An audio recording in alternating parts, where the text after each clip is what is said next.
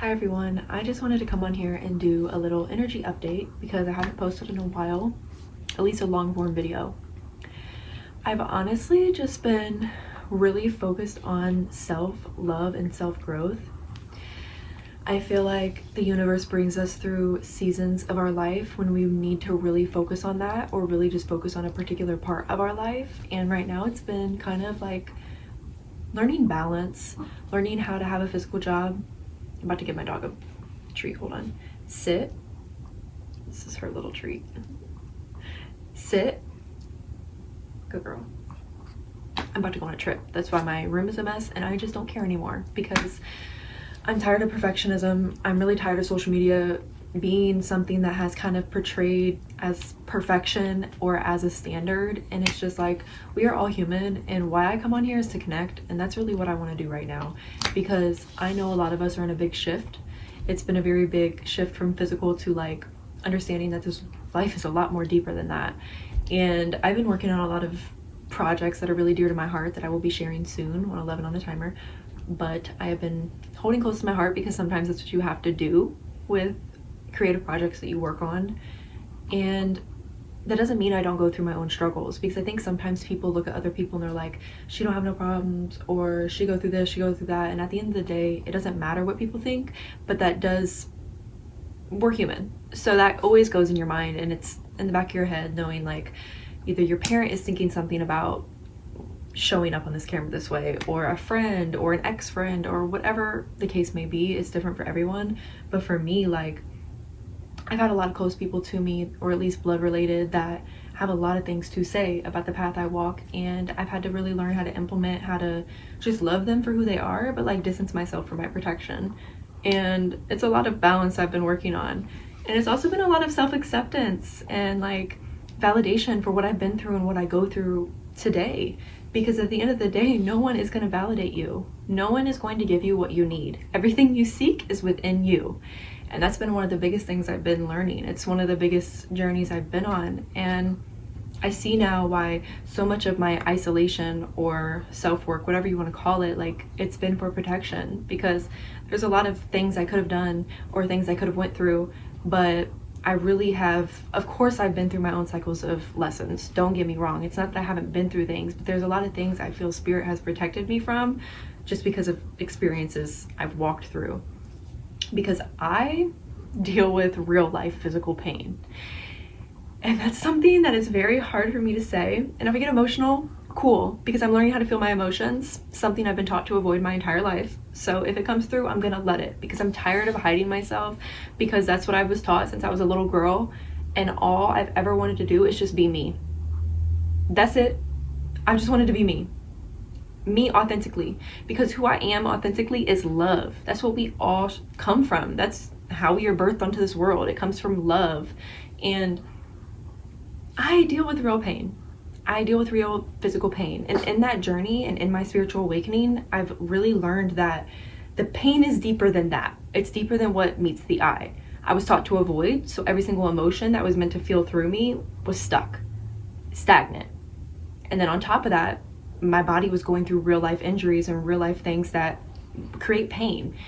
And I've had to navigate how to live this matrix life, whatever you want to call it, corporate life, while living with a disability. And that's something I've had to really admit to myself, is that like I actually live with a disability. I know maybe it's not always a thing people want to label themselves, but for me, I've really had to like look at that term and accept that like my pain's real, because I have family who literally looks at me like, girl, you're not in pain, girl, you don't have a disability, like go work 40 hours a week, go work 80 hours a week, go. I can't do that. I can't work a 9 to 5. But I know now that like part of the journey of accepting and learning that it happened for a reason to get me here, because none of us are meant to work a 9 to 5. One of the biggest things for me was my pain that led me there, because I physically worked myself to burnout, because I have worked a 9 to 5 before, but I cannot. My body cannot. My ultimate way of living, like my highest path, cannot work a 9 to 5 for these corporate greedy places. I can't. My body was burnt out quicker than average humans because I deal with so much physical pain. If you hear my dog barking, she's just being really picky because that's just how she is with me, and it's okay. It's telling probably myself that more than anyone else. But I have injured my ankle multiple times since I was a kid, and I would always be rushed back. My mom would be like, you're letting down your team, you need to go back and work, you need to go back, you know, because she would walk around with a broken ankle. Me, I always felt my body more, my pain more, because I've always dealt with scoliosis. All I've known in this life is physical pain. I've never known a life without physical pain. And that's something I really had to come to terms with, because most people are not walking their life in that. Most people who develop pain or go through things, it's gradual. For me, like, I started physical therapy when I was like 6 years old. Like, my video cut out because I'm literally going on a trip tomorrow. So I hurried when I got off work. Mind you, I am in actual, like, a lot of pain right now. And I'm very much kind of doing what I always do. I'm kind of avoiding it because I feel myself wanting to express. So I'm trying to do that. Yeah, this is what I do every day. And I think it almost needs to be visually recorded because I live far from a lot of my family now.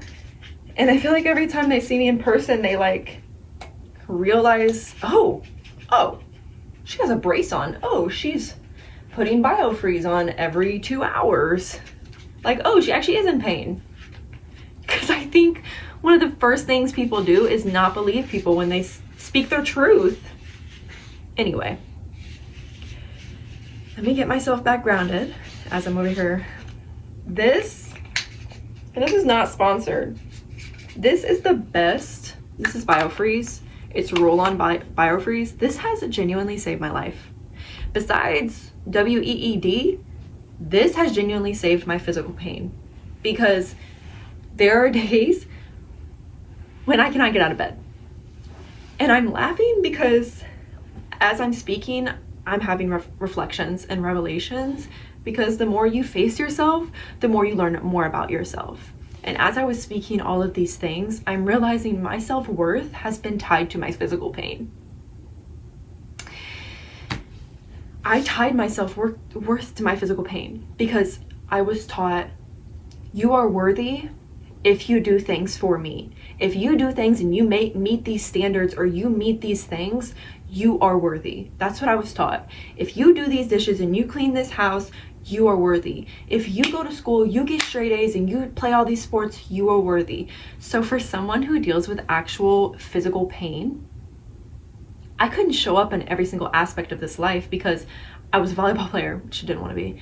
I was cheerleading, and I was also trying to keep up with my grades while also being in physical pain that no one was believing. And I tied my worth with that. And that's crazy because, like, I couldn't tell you that yesterday. That's what I'm saying. We get to choose if we're going to grow every day. We get to choose if we're going to look at every single thing we go through as a lesson, or if we're going to take it as a hit to our worthiness.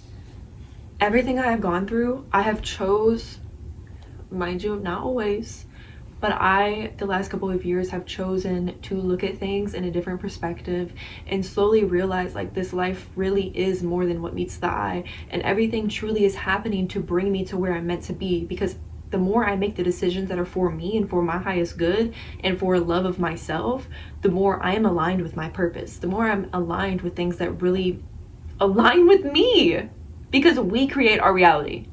And I'm not meant to educate. Maybe I'm not meant to say that. I've learned a lot of things and I've experienced a lot of things, and I have a lot of people in my circle. I work with a lot of people that are not close to my age at all. And it's not intentional. It's what spirit has brought, okay? And I work with a lot of people that are like in a lot different generations than me.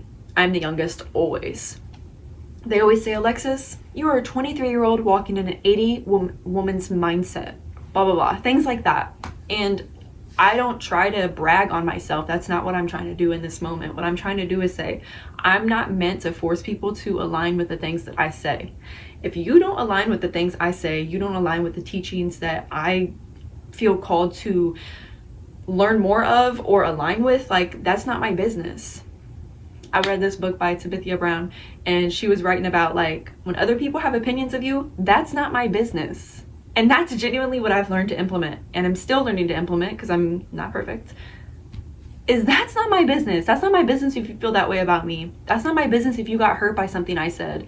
Because genuinely, we trigger each other. We are all reflections of each other. So the more we show up in our authenticity, the more people get triggered by that. And that's their own healing work they have to work through. It's not for us to work through for them. It's not for us to save them through it. You can love people through their journey, but you're not meant to save anyone. There's so many things your girl has been working on. So that's why I haven't been on here. Because clearly I'm just yapping. Because I do want to be on here. I want to create content. I want to show up. I want to create a community. But your girl needed to go through some things. And that's just part of the journey. And what I've had to learn is like, I understand social media. You got to be consistent. You got to be consistent. Because I learn and research so many things. I feel like I know what the tools on how to be successful on social media. But it's almost like not good for my body, my mind, or any of the things to be successful on social media, because you have to literally be consistent every single freaking day. You have to, and that's a lot of work. I don't think enough people watch enough content or understand content enough to understand that social media is a lot of work. Yes, it can bring way more beneficial things than a 9-to-5 because it can get you out of a certain bracket of your life instead of that same paycheck to paycheck cycle. But it is a lot of work to put into. And I'm slowly getting there, but I've had to learn to be patient with myself and be patient in the journey because it's all gonna align how it's meant to. And I could yap on here for a while, but I'm going to Chicago tomorrow. I'm going to see Kendrick Lamar and SZA. I'm getting my ticket day of because I'm not paying those reseller prices. So I'm gonna take you on the journey for that. Pray that Alexis actually gets these tickets. But if not, it's just gonna literally be a trip for me. Because I love a good trip for me. It always makes me feel re-energized. It always makes me feel like you filled that love tank. And that's what I'm going to do. So whether the concert aligns this time or not, I'm gonna have a good time on loving me. And I really hope that inspires someone who's watching this to do the same. Because the best person you could ever love in this life is you. You attract everything that you are and everything that you experience. So love on you because good things will come. The better you treat yourself, the better this universe, this God, whatever you align with, will give to you. You are the vessel. You are God energy, yourself. We are all from Creator. We are all source. And the more you treat yourself that way, the more this life will be a little bit kinder. Maybe, if you learned your lessons. But I'm gonna get off here and stop yapping because I got a lot of packing to do. So I'll see you in the next video, and I'm glad to be back. I'll try not to go ghost again, but no promises.